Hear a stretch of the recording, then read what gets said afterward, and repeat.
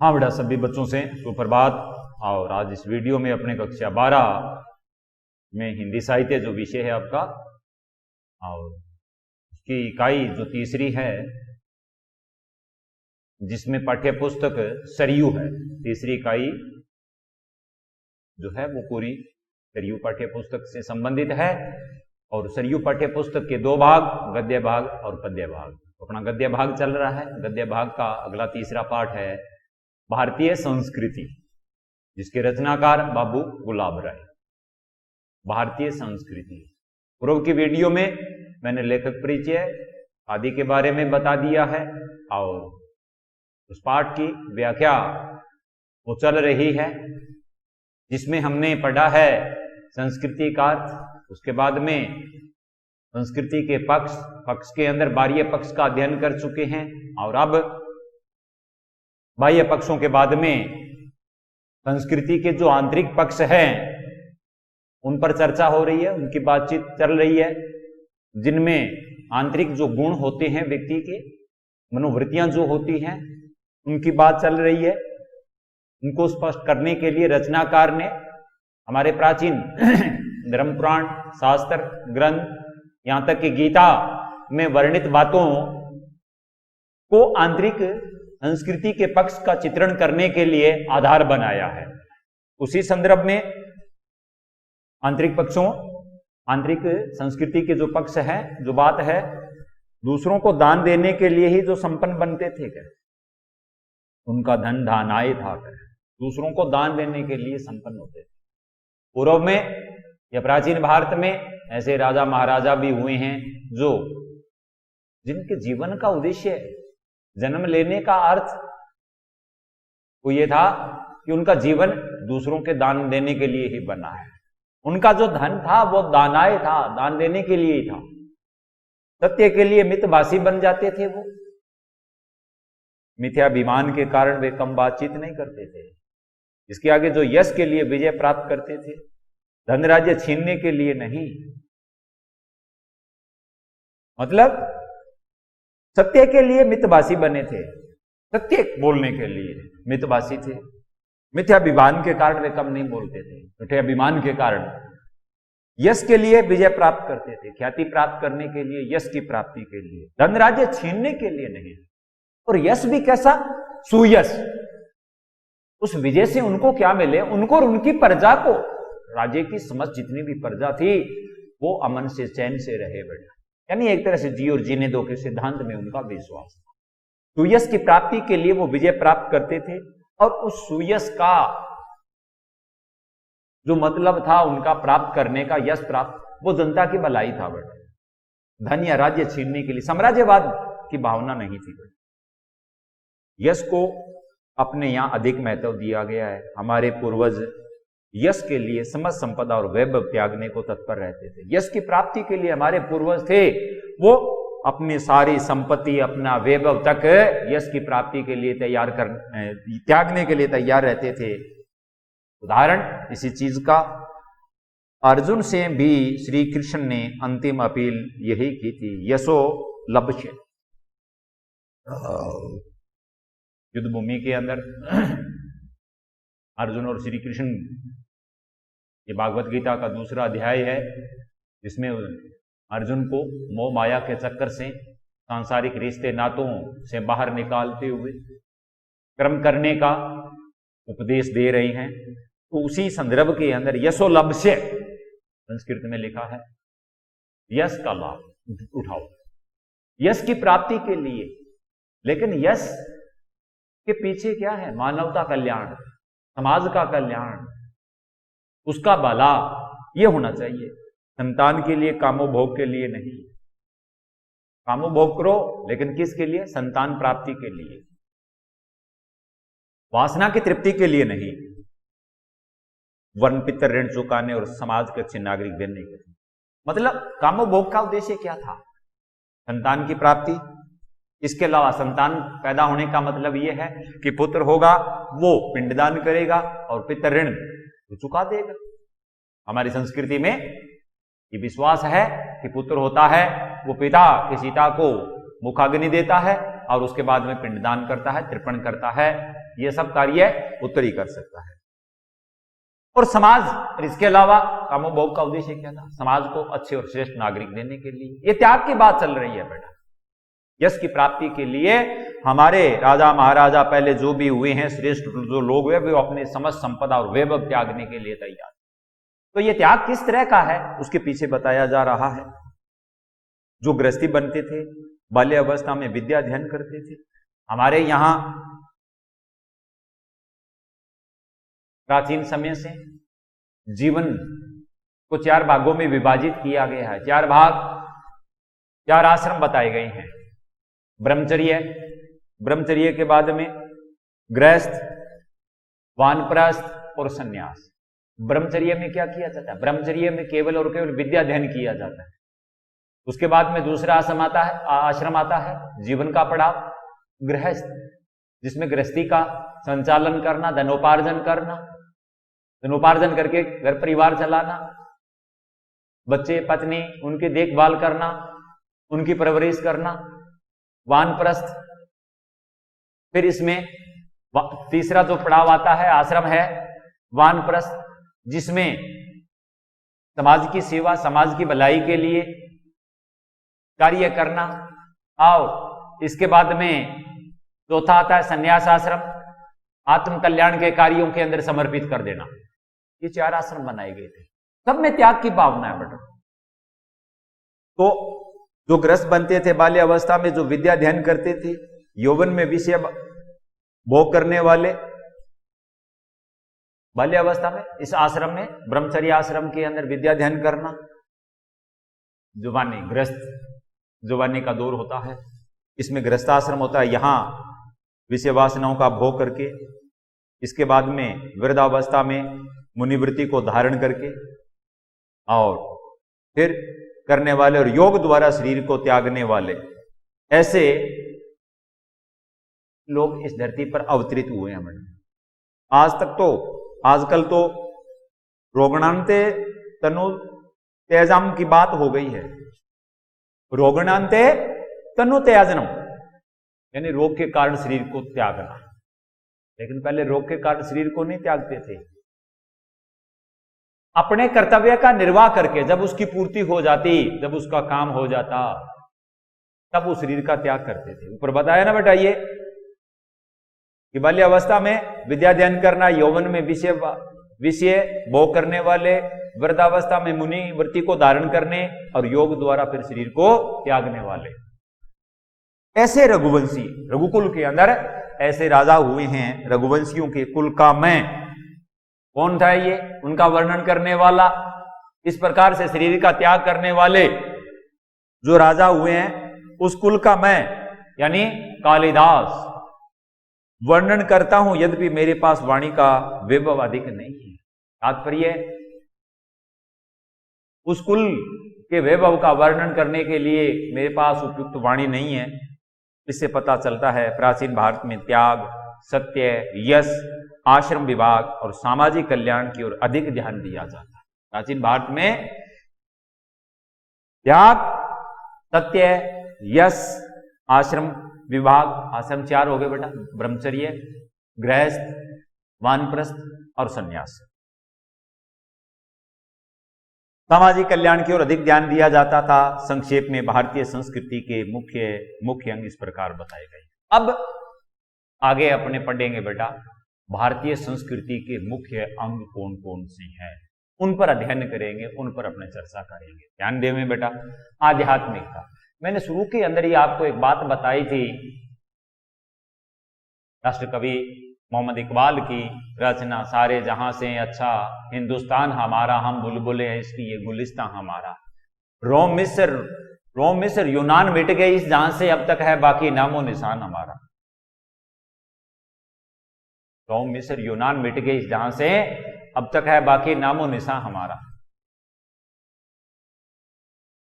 कुछ बात है कि हस्ती मिटती नहीं हमारी, सदियों रहा दुश्मन दौरे जमा हमारा। राष्ट्र कवि मोहम्मद इकबाल की ये पंक्तियां है बेटा, देश प्रेम की भावना से ओतप्रोत है। उन्होंने ये बात कही थी बेटा कि रोम की सभ्यता, मिस्र की सभ्यता, यूनान की सभ्यता, संस्कृति वो नष्ट हो गई है और हमारी संस्कृति आज भी जीवित है। क्यों है?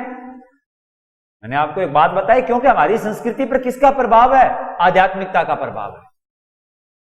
और जहां आध्यात्मिकता होगी वहां शाश्वत, वो शाश्वत होगा बेटा।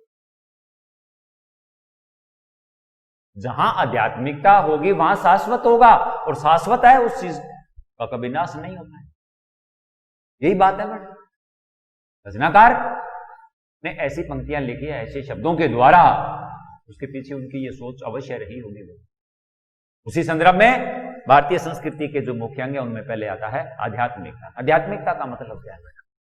देखिए बेटा, हमारा पंचभूतों से निर्मित ये शरीर है, ये भौतिक है। ये हमारा जो शरीर है ये बनाया गया, जो चीज बनाई जाती है, जो चीज निर्मित होती है, दो या दो से अधिक वस्तुओं के मेल से कोई चीज बनती है, उसे तैयार किया जाता है, उसे गढ़ा जाता है, वो भौतिक है बेटा। स्वतः है, विचरण करने वाले, भ्रमण करने वाले, क्रियाशील रहने वाले कुछ चीज अगर है जो अजर अमर है, जिसका कभी नाश नहीं होता है, वो है आत्मा। और आत्मा का संबंध है परमात्मा से। इसके अलावा, आत्मा के अलावा इस संसार के अंदर जो कुछ भी है, ये वैभव, ये धन, ये दौलत, ये धरती, ये आसमान, इसके भीतर बड़े बड़े पहाड़, नदियां, जंगल, मैदान, बड़े बड़े पक्षी, मनुष्य के द्वारा बड़ी बड़ी बनाई गई आसमान, गगनचुंबी अट्टालिकाएं, पता नहीं क्या क्या आज मनुष्य ने ज्ञान और विज्ञान के द्वारा इतनी उन्नति कर ली है कि हम शब्दों के द्वारा उनकी गणना ही नहीं कर सकते या बयान नहीं कर सकते। लेकिन बेटा अंततः इन सब का में क्या होता है? नाश होता है। एक समय ऐसा आता है, क्योंकि बनाई गई जो चीज है वो अजर अमर नहीं है, स्वतः निर्मित। और स्वतः निर्मित क्या है? इसके अंदर परमात्मा का अंश आत्मा है, वो अजर अमर है बेटा। तो हमारी जो संस्कृति है, आत्मा और परमात्मा की जो बात है, यही क्या है अपने आप में बेटा? आध्यात्मिकता है। तो बात आती है आध्यात्मिकता, इसके अंतर्गत नश्वर शरीर का तिरस्कार, आध्यात्मिकता पर बल दिया गया है। हमारे यहां शरीर को मोह नहीं दिया, ज्यादा मोह नहीं दिया जाता। क्यों? ये तो नाशवान है, एक ना एक दिन इसका जिस चीज का बनना है अंततः उसी के अंदर ये समा जाएगा, विलीन हो जाएगा। तो शरीर का तिरस्कार किया गया है। परलोक, इस लोक से परलोक की बात, सत्य, अहिंसा जिसमें हिंसा न, तप आदि आध्यात्मिक मूल्यों को अधिक महत्व देना हमारी संस्कृति के अंदर बेटा। आध्यात्मिकता की अगर बात करें तो इसमें शरीर का तिरस्कार, उसके अलावा परलोक गमन की बात, सत्य की बात, अहिंसा, तप, त्याग आदि आध्यात्मिक ये हमारे क्या है? मूल्य है, हमारे ये मूल सिद्धांत है। इनको हमारी संस्कृति में ज्यादा महत्व दिया गया। आवागमन की भावना, ईश्वरीय न्याय में विश्वास, ये भी है बेटा कि जो जीव इस संसार में रहता है, जिसने जन्म लिया है, वो मृत्यु को प्राप्त होगा, और जो मृत्यु को प्राप्त होगा वो पुनः किसी न किसी योनि के अंदर दोबारा जन्म अवश्य लेगा, ऐसा विश्वास है। ईश्वर न्याय करेगा। हमें जो विश्वास है, सर्वोच्च शक्तिमान न्यायालय जो है वो ऊपर है बेटा, और उसके ऊपर सबको विश्वास है, तो उसमें सबका विश्वास है। विश्वास आदि है। हमारे यहां की संस्कृति तपोवन संस्कृति रही है। तपोवन प्राचीन काल से ऋषि मुनि जितने भी हुए हैं बेटा, वन में जाकर के तपस्या करते थे, अपनी साधना में लीन हो जाया करते थे। उन्हें वहां जाकर के चाहे कोई कितनी विघ्न बाधाएं उनके सामने पैदा करे, उनके तप को भंग करने की कोशिश क्यों न करे, लेकिन वे कभी विचलित नहीं हुए। स्थित प्रज्ञ भगवान श्री कृष्ण के द्वारा गीता के दूसरे अध्याय में श्री कृष्ण के सामने यह बात कही जाती है बेटा, स्थित प्रज्ञ की। और जो स्थित प्रज्ञ की स्थिति प्राप्त कर लेता है उसको ज्ञानेंद्रिय और कामेंद्रिया, वासना, भोग, लिप्सा, विकार, ये उसका कुछ नहीं बिगाड़ सकते। वो निर्लिप्त हो जाता है, आसक्ति नहीं रहती है, निरासक्ति आ जाती है। तो हमारे यहां की जो संस्कृति रही है वो तपोवन संस्कृति रही है बेटा। ऋषि मुनि जितने भी हुए हैं बेटा, वनों के अंदर तपस्या करके, वहीं से लेकर के सीख करके आए और उसी चीज को उन्होंने आगे दिया। और इस तपोवन संस्कृति में क्या था, हमारी संस्कृति तपोभूमि से निखर करके तैयार हुई है। जैसे सोने को आग में तपाने के बाद में वो क्या बन जाता है, कुंदन बन जाता है। ठीक इसी तरह से हमारी जो संस्कृति है ये ऋषियों मुनियों की पालित पोषित की गई संस्कृति है। ये ऐसी वैसी संस्कृति नहीं है, और जिसके अंदर आध्यात्मिकता है, और जहां आध्यात्मिकता होती है उस चीज का कभी नाश भी तो नहीं होता। तो तपोवन संस्कृति रही है जिसमें विस्तार ही विस्तार था। संस्कृत में सूक्ति है, प्रथम साम रव तव तपोवन प्रथम प्रभात तव गमने। संस्कृत में सूक्ति दी गई है, प्रथम साम राव तव, पहली बार साम वेद के अनुसार, रव स्वर, तब तब, पहले समान रूप से सबके प्रति भाव प्रकट, सबके कल्याण की बात, सबके भलाई की बात, तब तपोवने प्रथम प्रभात तब गवे। और प्रथम प्रभात की किरणों के साथ ही तप वन में, तपोभूमि में जो तप है, आराधना है, तपस्या है, वो शुरू करना, जिसमें विस्तार है, तात्पर्य कल्याण है। विस्तार के वातावरण में आत्मा का संकुचित रूप नहीं रह सकता है। विस्तार की बात आती है, मानव जाति की भलाई की बात आती है, फिर आत्मा सार्वभौमिक जो आत्मा है, ऐसी जो तपोभूमि से निकली हुई आत्मा जो होती है वो सार्वभौमिक होती है, उसमें विश्व कुटुंबम की भावना बन जाती है। ऐसी आत्मा, ऐसी संस्कृति में पालित पोषित लोग सबकी भलाई, सबके कल्याण की बात सोचते हैं। बेटा संकुचित संकीर्ण रूप नहीं रहता है, इसी के अनुकूल आत्मा का सर्वव्यापक विस्तार माना गया है। ऐसी आत्मा सर्वव्यापक हो जाती है बेटा, इसलिए हमारे यहां सर्वभूत हित पर अधिक महत्व दिया गया है। इसीलिए हमारे यहां सर्वभूत हित पर, हित भलाई सर्वभूत सभी के लिए बेटा, इसलिए हमारे यहां सभी प्राणियों की भलाई पर बल दिया गया, सबके कल्याण की कामना की गई है। यूं कहें इसको, संस्कृत के अंदर यही सूक्ति, सबके कल्याण की कामना। आत्मवत सर्वभूतेषु यह पश्यन्ति स पश्यन्ति, सूक्ति है आत्मवत सर्वभूतेषु यह पश्यन्ति स पश्यन्ति, मतलब आत्मा जो है, संस्कृत की सूक्ति कहा था कि आत्मा जो है वो सभी प्राणियों के भलाई करना चाहती है, उसी के बारे में सोचती है, उसी के बारे में मनन करती है। कीरी और कुंजर में एक ही आत्मा का विस्तार, आत्मा जो है बेटा वो एक ही होती है। इस धरती के जितने भी प्राणी है, सबसे छोटा कीरी यानी चींटी, और सबसे विशालकाय कुंजर किसको कहते हैं, हाथी को कहते हैं। इतना बड़ा विशालकाय है और इतनी छोटी सबसे चींटी है बेटा, लेकिन दोनों में आत्मा एक ही है, अलग अलग नहीं है बेटा। इसी से गांधी जी के सर्वोदय की भावना को बल मिलता है। अब सर्वोदय की जो भावना थी, या सर्वोदय की जो स्थापना की गांधी जी ने, विनोबा भावे ने, उसमें क्या था बेटा, सबके भलाई की, सबके कल्याण की, सबके हित की बात कही गई थी। अब आत्मा एक है, हम सबकी रचना परमात्मा ने की, हम सबके भीतर उसी परमात्मा का अंश विद्यमान है, एक ही माता पिता की हम संतान है। जैसे भाई बहनों में किसी प्रकार का कोई विवाद है, कोई मतभेद नहीं होता है, ठीक इसी प्रकार से धरती पर रहते हुए हमें सबके भलाई, सबके कल्याण की कामना करनी चाहिए।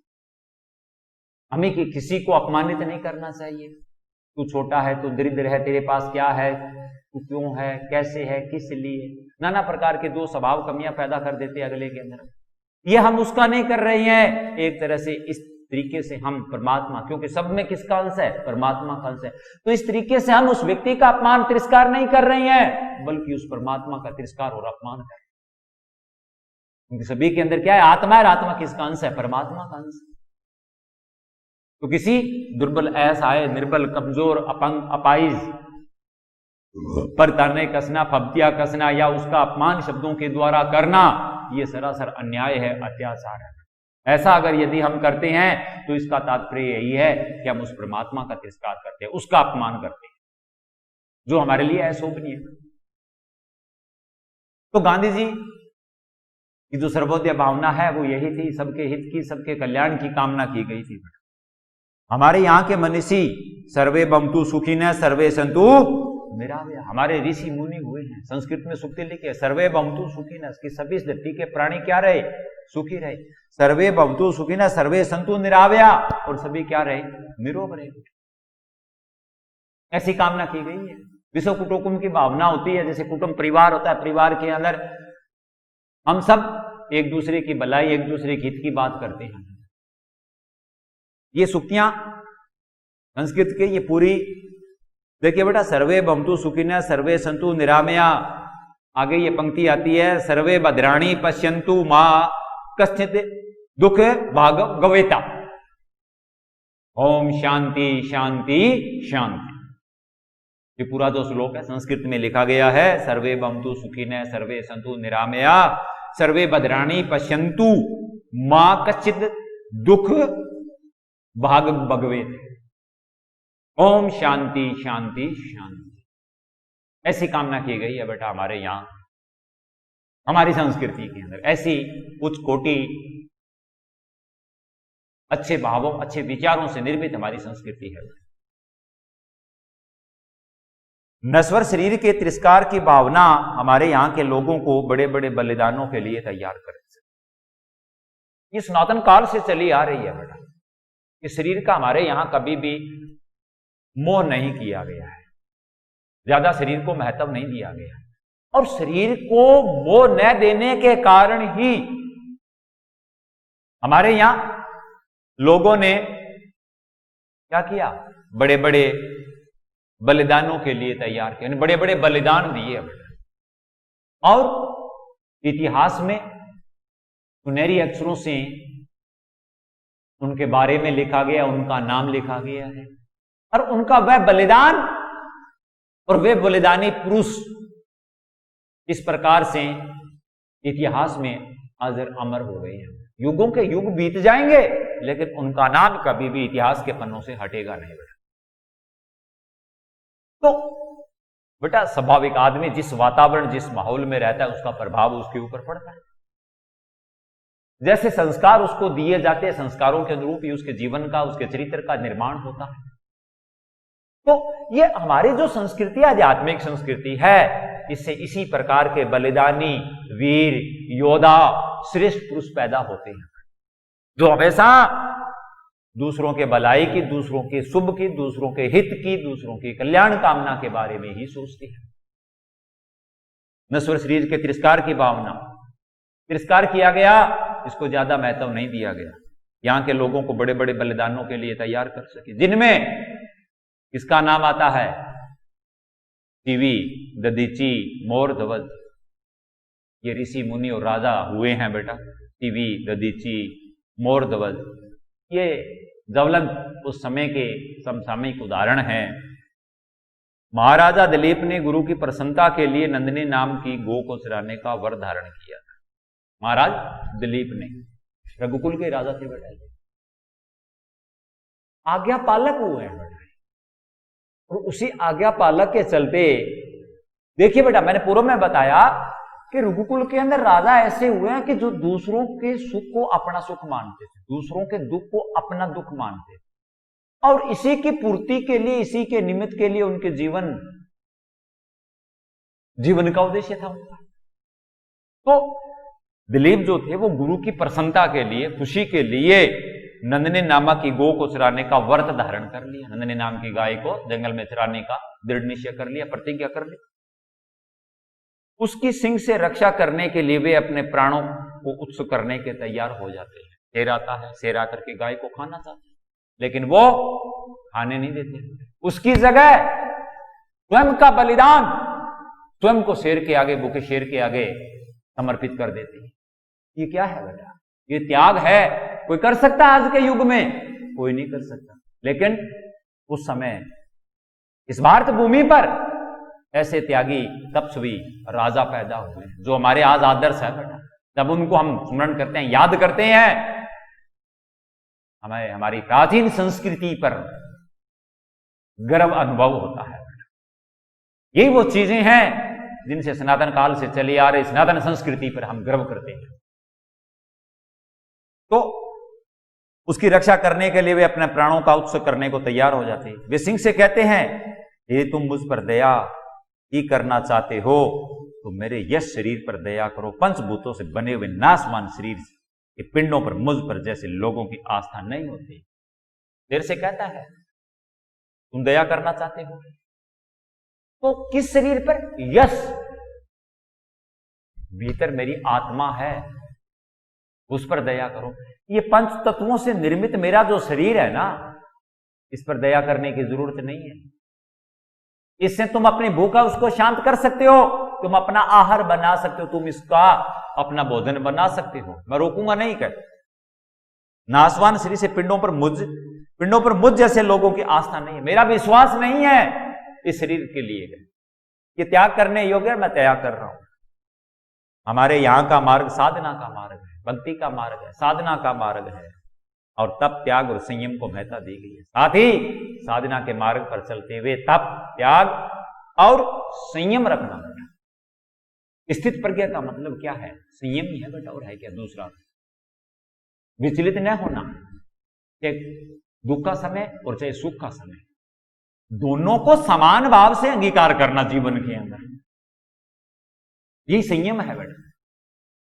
सन्यासी की तरह सन्यासी होता है, वैराग्य धारण कर लेता है, गृहस्थ समाज से अलग होता है, वो कभी भी विचलित नहीं होता है। क्या होता है उसके पास? संयम होता है।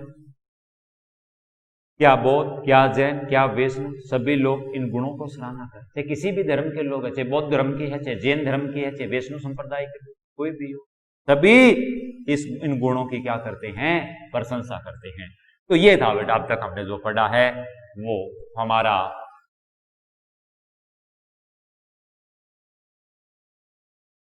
संस्कृति का जो आध्यात्मिक पक्ष है, जो विशेषता है, आध्यात्मिकता की जो विशेषता है, उसके बारे में हमने पढ़ा है, उसके ऊपर अध्ययन किया है।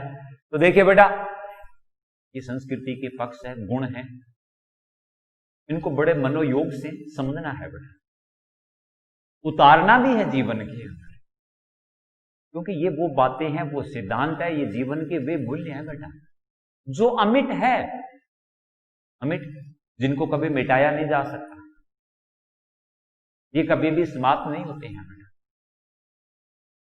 ये वो धरोहर है जिन पर हम गर्व करते हैं, पूरे विश्व समुदाय के सामने यही हमारे प्रतीक है, यही हमारे प्रतिबिंब है बेटा। इन्हीं प्रतिबिंबों के द्वारा भारतीय संस्कृति है वो विदेशियों को दिखाई देती है। इन्हीं आदर्शों पर चल करके हम अपने उज्जवल चरित्र का निर्माण कर सकते हैं, देश के लिए श्रेष्ठ नागरिक तैयार कर सकते हैं। इन भावनाओं की अनदेखी हम नहीं कर सकते।